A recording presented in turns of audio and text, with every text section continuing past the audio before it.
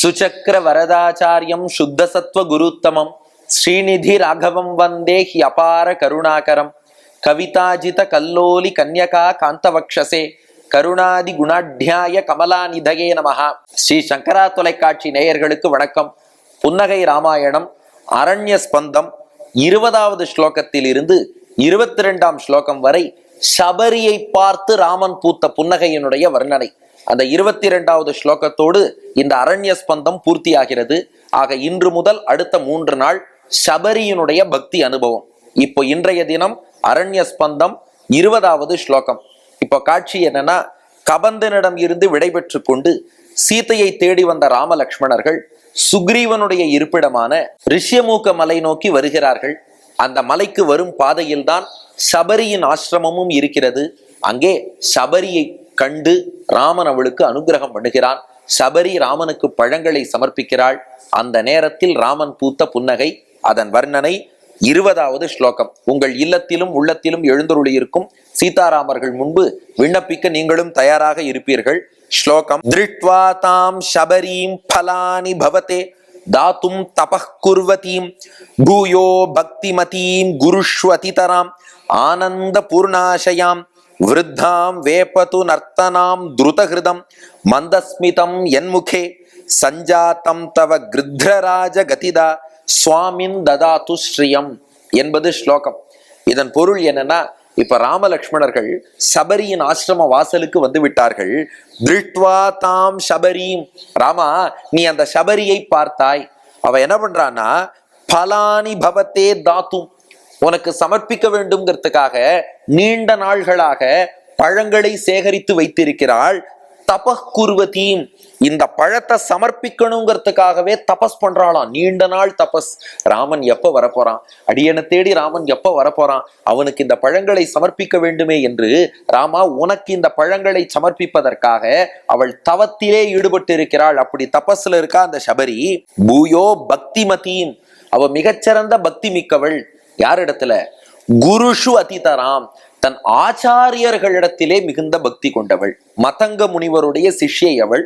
மதங்கரோடு கூட இன்னும் பல ரிஷிகள் அங்க வாழ்ந்திருக்கிறார்கள்.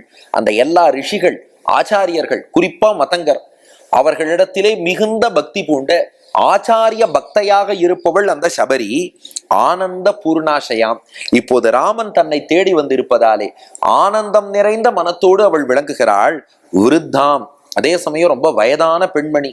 எவ்வளவு தூரம் வயசாச்சுன்னா, வேப்பது நர்த்தனாம், அவளுக்கு உடம்பெல்லாம் நடுங்கிறதாம். எதை போலனா ஏதோ நாட்டியம் நர்த்தனம் ஆடுவது போல உடம்பு கையெல்லாம் நடுங்கி கொண்டிருக்கிறது. பார்க்கின்சன்ஸ்ன்னு இன்னைக்கு சொல்றோம் இல்லையா, வயதானால் வரக்கூடியது. கையெல்லாம் நடுங்கிறதாம். துருதஹிருதம், இதயம் பார்த்தா படபட படபடன்னு அடிச்சுக்கிறது. ஏன்னா ராமன் வந்த சந்தோஷம் ஒரு புறம், அந்த வயதானதாலே ஒரு தள்ளாமை, ஒரு படபடப்பு மறுபுறம். இப்படி பக்தியோடு தன் ஆச்சாரியர்கள் உனக்கு சமர்ப்பிக்க வேண்டும்னு நியமித்த பழங்களை உனக்கு சமர்ப்பிப்பதற்காக தவம் புரிந்து கொண்டு இப்படி காத்திருக்கும் சபரியை பார்த்து, ராமா நீ புன்னகை செய்தாயே, மந்தஸ்மிதம் என்முகே சஞ்சாத்தம் தவ கிருத்ரராஜ கதிதா சுவாமின் ததாத்து ஸ்ரீயம். அப்படி சபரியை பார்த்து நீ புன்னகை செய்தாயே, அந்த புன்னகை கிருத்ரராஜ கதிதான்னார். கிருத்ரராஜன்னா கழுகரசனான ஜட்டாயு. ஜட்டாயுவுக்கு மோட்சம் கொடுத்த ராமா, சபரியை பார்த்து நீ புன்னகை செய்தாயே, அந்த புன்னகை எனக்கு செல்வத்தை தரட்டும்னார் வில்லூர் சுவாமி. இந்த ஸ்லோகத்தை நன்றாக கவனியுங்கள். ஆரம்பத்திலேருந்து எப்படி வருதுன்னா, ராமா உனக்கு பழம் சமர்ப்பிக்கணுங்கிறதுக்காகவே தவம் புரிகிறாள் சபரி. அவள் ரொம்ப வயதானவள், ஆச்சாரியர்களிடத்துல ரொம்ப பக்தி கொண்டவள். உனக்கு பழம் சமர்ப்பிக்கணும்னு ஆசைப்பட்டு நீ வந்துட்டேன்னு ரொம்ப சந்தோஷத்துல இருக்கா. அதே சமயம் வயதானவள், கையெல்லாம் நடுங்கிறது, படபடன் இருக்கு. அந்த நிலையில் உனக்கு ஆசையோடு பழம் சமர்ப்பிக்க உன்னை வரவேற்றாளே, அவளை பார்த்து புன்னகை செய்தவனே, ஜட்டாயுவுக்கு மோட்சம் கொடுத்தவனே, ராமா உன் புன்னகை எனக்கு செல்வத்தை கொடுக்கட்டும்னார். நியாயமா இங்க ஸ்லோகம் என்ன இருக்கணும்? சபரியை பத்தி சொல்றாருன்னா, சபரிக்கு மோட்சம் கொடுத்த ராமா உன் புன்னகை செல்வத்தை கொடுக்கட்டும்னு சொன்னா பரவாயில்ல. திடீர்னு ஜட்டாயுவை கொண்டு வந்து இங்க போட்டு கிருத்ரராஜ கதிதா, ஜடாயுவுக்கு மோட்சம் கொடுத்தவனே, சபரியை பார்த்து நீ செய்த புன்னகை எனக்கு செல்வத்தை கொடுக்கட்டும்னார். பொருத்தமா இருக்கா? இல்லையேன்னு நாம கேட்போம். எதுக்கு இங்க ஜட்டாயுவை கொண்டு வந்தார்னா 2 காரணம். ஒன்று, ராமன் ஜட்டாயுவுக்கு மோட்சம் கொடுத்தான், அதை புன்னகை ராமாயணத்துல சொல்லணும். ஆனா ஜட்டாயுவுக்கு மோட்சம் கொடுத்து ராமன் புன்னகை செய்தான்னு சொல்லிட்டா தந்தை போன்ற ஒருவர் இறந்தார், அந்த நேரத்துல ராமன் சிரிச்சான்னு சொன்னா அதை ஒரு முரண்பாடு என்று சிலர் கருதக்கூடும். அதே சமயம் ஜட்டாயு மோட்சத்தை இதுல சொல்லணும். அதனாலதான் என்ன பண்ணிட்டார்னா, அதை தனியா புன்னகை செய்தான்னு சொல்லி சொல்லாமல் அதை அப்படியே ரிசர்வ் பண்ணி வச்சு சபரிக்கு ராமன் அனுகிரகம் பண்ணும்போது இதே போல ஜட்டாயுவுக்கும் நீ மோட்சம் கொடுத்திருக்கிறாய் அல்லவா, அப்படிப்பட்ட உன்னுடைய சபரியை பார்த்த புன்னகை எனக்கு செல்வத்தை கொடுக்கட்டும்னு சொல்லிட்டா ஜட்டாயு மோட்சமும் மென்ஷன் ஆயிடலாம். அதே சமயம் அப்ப ராமன் சிரிச்சான்னு சொல்ல வேண்டிய தேவையும் வராது. இது ஒரு விதமான விளக்கம். அதை விட சூப்பர் விளக்கம் என்னன்னா, இங்க ஜட்டாயுவுக்கு மோட்சம் கொடுத்தவன்னு ராமனை குறிப்பிட்டு காட்டினதற்கான காரணம் சபரிக்கு ராமன் மோட்சம் கொடுக்கல. அதான் காரணம். என்னப்பா இது, சபரிக்கு ராமன் மோட்சம் கொடுக்கலையா? ஆமாம், அவள் தன் ஆச்சாரியன் மதங்கருடைய அருளாலே அவ மோட்சம் போயிட்டா. அவளுக்கு மோட்சம்ங்கிறது அஷ்யூர்டு.